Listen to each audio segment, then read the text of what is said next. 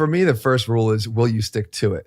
Right? Like if you, because there are split, I don't particularly like full body splits. Of course, the volumes will come down per muscle group, but if you don't like to do that and you actually don't look forward to your workout because you're dreading having to do everything and feeling maybe too fatigued by the time your workout's over, or the fact that those generally do take a little bit longer and don't fit into your schedule, I don't care how effective the split is, a split not done is not effective.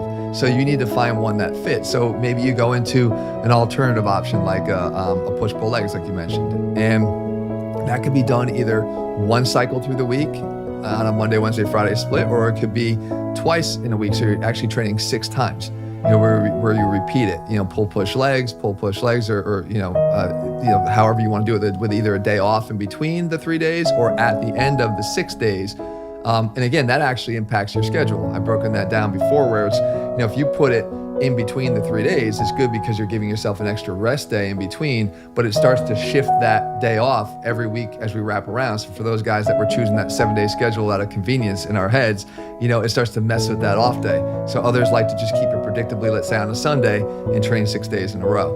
But that's a better way to maybe group similar muscle actions together, which I think I definitely prefer that, because if I'm going to be training, pulling movements, at least there's a synergy between them, and I feel like I'm looking to achieve one goal that day.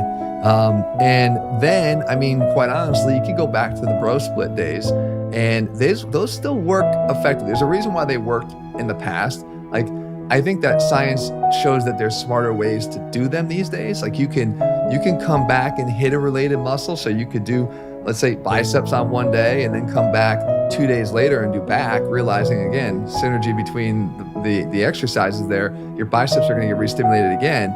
So you could figure out ways to make that work. But the thing that I think is effective there is that tends to be one of the ones that people like the most, because they can go in, they get their pump, they feel good. It's pretty solely focused on one muscle group.